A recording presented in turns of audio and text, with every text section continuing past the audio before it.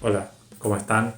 El día de hoy voy a hablar de JoJo's Bizarre Adventure parte 3, Stardust Crusaders, la tercera parte de JoJo's, la tercera parte de la franquicia protagonizada por Jotaro, cuyo nieto de Joseph Joestar, protagonista de Battle Tendency. Y bueno, el protagonista, Jotaro, protagonista de esta parte, va a verse encaminado en una aventura junto a su abuelo Joseph y junto a otros personajes secundarios que se unen a ellos para enfrentarse a Dio Brando, el malvado Dio Brando, villano de la parte 1 de Phantom Blood. Y la razón por la que Jotaro va a enfrentarse a Dio es para salvar a su madre de una, bueno, como de una enfermedad, de una serie de síntomas que realmente están provocados por Dio. Y bueno, la parte básicamente consiste en eso. Esta parte en cuestión es muy interesante. Desde ya lo digo, para mí es la parte más importante de JoJo's. Por ahí después de Phantom Blood, porque bueno, Phantom Blood es la que lo empezó todo, ¿no? Pero esta parte es muy importante porque marcó mucho lo que la gente tiene en sus mentes como lo que es JoJo's Bizarre Adventure. Esta idea de los stands, o sea, algo muy importante que marcó esta parte es el tema de los stands. Los stands creo que fue el antes y el después de JoJo's. Y de por sí ya el propio tono de esta parte por ahí un poco más aventurero, por así decirlo. Un tono muy interesante, un tono que le queda bastante bien a esta parte.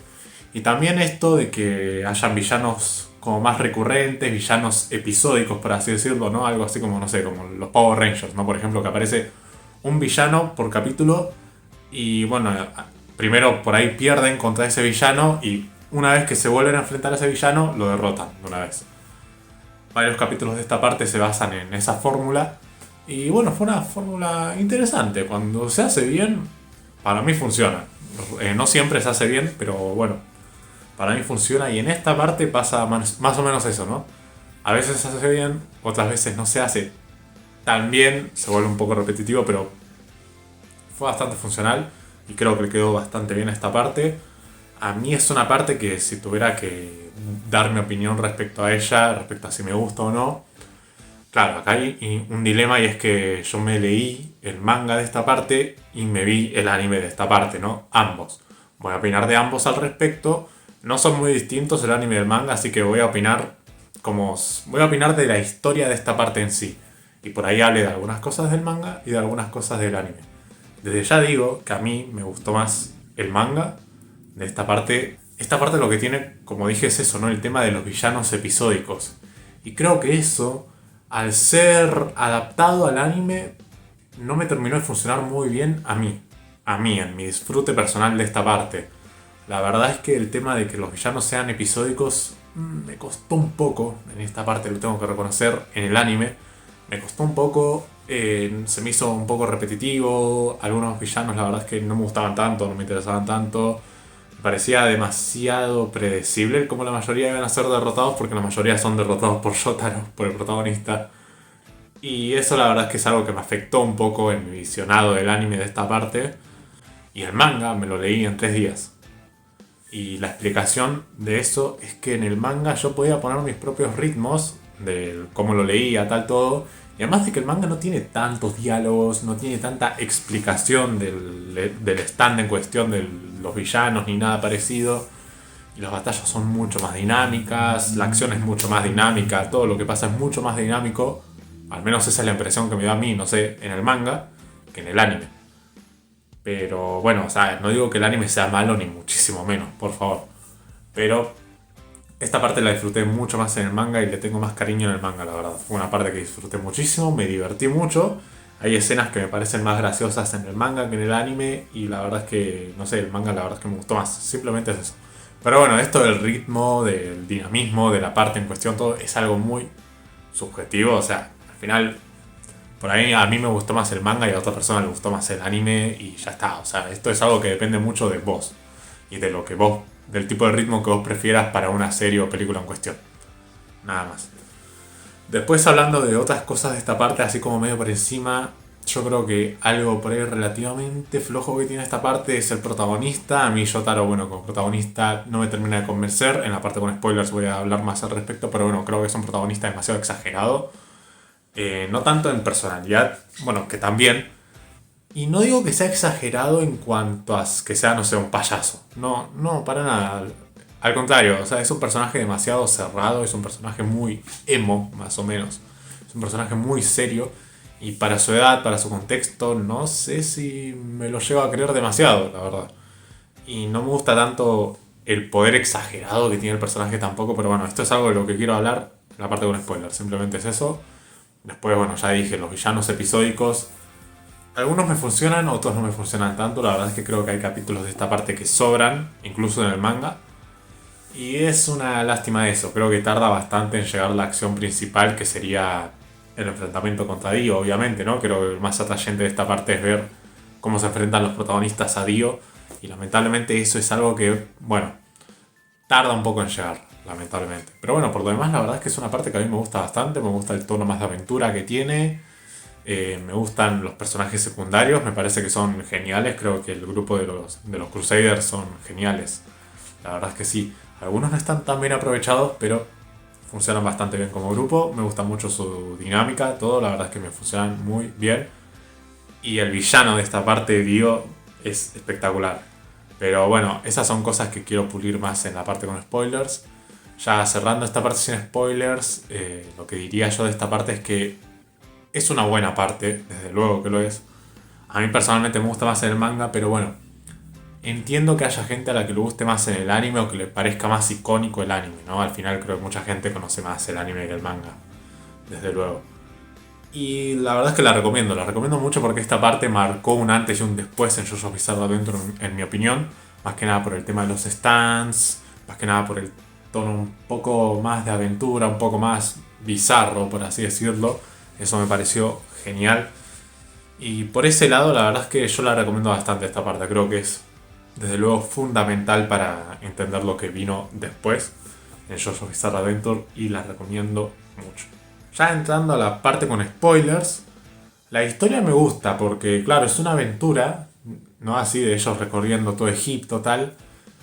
Y me pareció bien eso porque, bueno, se da un buen pretexto para eso, ¿no? Que Jotaro tenga que salvar a su mamá ahí de la enfermedad provocada por Dio. Eso me pareció que estaba bastante bien y me gusta. Lo que sí, la historia creo que se extiende un poco más de lo que debería.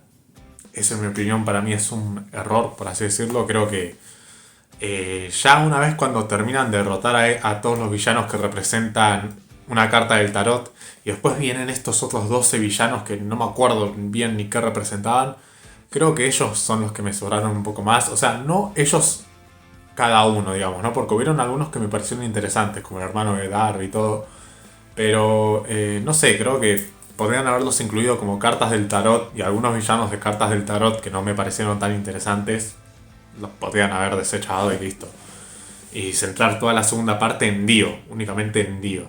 Eso creo que me pareció un error, por así decirlo, argumental. No me terminó de gustar tanto eso, pero bueno, nada grave. Aún así, la historia de esta parte, en mi opinión, funciona bastante bien. Después, pasando a los personajes y empezando con Jotaro Kujo, el protagonista de esta parte.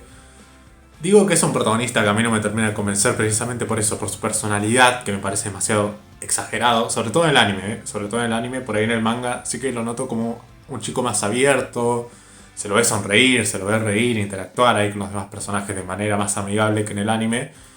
Y es que yo en el anime no me creo que un chico de 17, 18 años se comporte de esta manera. A verlos los hay, pero que se comporte de esta manera en las situaciones en las que se ve envuelto, en situaciones tan de riesgo, y que el chabón mantenga tanto la calma y que sea tan inteligente, que sea tan estratega y que siempre resuelva las situaciones él y que sea tan fuerte de por sí. No sé, es algo que a mí me costó un poco, no me termina de convencer eso del personaje. Y ya por supuesto, bueno, lo de que su stand sea del mismo tipo que Sawalo o tal. Perdón, pero creo que es un protagonista que ya no solo en cuanto a personalidad, sino en cuanto a poder está demasiado exagerado, en mi opinión personal y subjetiva. Y por eso no me termina de gustar tanto. Aún así, lo que tengo que decir respecto a Jotaro es que tiene mucho estilo, es un personaje como muy icónico de JoJo's, creo que es el personaje más icónico de JoJo's, y lo tiene bien merecido porque el diseño del personaje y el concepto del personaje me parece que es genial. Pero no me termina de gustar la ejecución de este personaje. Aún así, me gusta que tenga un desarrollo, ahí. Y me gusta bastante en Diamond is Unbreakable, que se lo ve más maduro sin llegar a ser exageradamente serio. Porque tiene un rol más de mentor, es un Jotaro más adulto, entonces ahí sí me creo más que sea una persona relativamente seria. Bueno, pasando a otros personajes, voy a hablar de todos los Crusaders en sí. Joseph me gusta más que en la parte anterior, incluso que en la parte 2 en la que es protagonista, porque en esta parte ya no es tanto un plot armor viviente que sobrevive a todas las situaciones. De hecho, acá Joseph no es tan poderoso, tiene un stand no muy fuerte, y me gusta eso igual. Me da lástima que no se lo vea utilizar tanto el Hammond, creo que eso podrían haberlo aprovechado un poco más. Pero bueno, me gusta que acá el personaje tenga un papel un poco más de mentor, pero no tan así, sino más de alivio cómico. No sé, es como el personaje adulto, anciano, que es como el tono humorístico de la serie y tal, pero que funciona. Me gusta, la verdad, y queda muy bien con el tono más aventurero de esta parte. Después, Abdol me parece que está un poco desaprovechado, es una lástima eso, y no me gusta el hecho de que le den una muerte falsa y después lo resuciten para que no haga prácticamente nada importante y después vuelva a morir.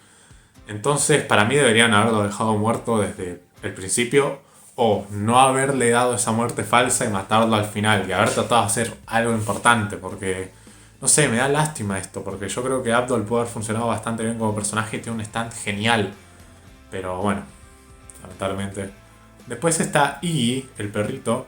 La verdad es que a mí Iggy, o sea, me gusta Iggy, no me cae mal. Pero se me hizo un poco pesado y creo que se le introduce un poco tarde. Y creo que se desarrolla un poco tarde su vínculo con los Crusaders. Creo que tarda en vincularse bien con los Crusaders y creo que eso no me terminó de funcionar bien. Creo que deberían haber hecho que su vínculo con los Crusaders se desarrolle un poco antes de los últimos 12 capítulos de la parte, ¿no? Eso por ahí es una lástima, pero bueno, el personaje me gusta y me gusta su escena final ahí enfrentándose a Vanilla Ice. Eso la verdad es que a mí me pareció genial y es genial. Después está Kakyoin. Kakyoin sí que me gusta bastante Kakyoin como personaje secundario. Creo que funciona mejor porque llega a hacer más cosas útiles en la parte, llega a protagonizar más capítulos, llega a resolver más situaciones. Es un personaje que piensa más con la cabeza y no tanto con el stand. Y se le hacen cosas interesantes, ¿no? Lo de que por un momento quede ciego, ¿no? En la serie y tal, eso me gustó. O sea, es un personaje que se le trata de dar un poco más de jugo y en la batalla final contra Dio está bien hecho eso, en mi opinión. La verdad es que es un personaje que llega a dar bastante lástima a su muerte porque al final era un adolescente de la edad de Yotaro que estaba esperando reunirse con sus padres cuando terminara la aventura y bueno, pasa lo que pasa y es inevitable encariñarse con él.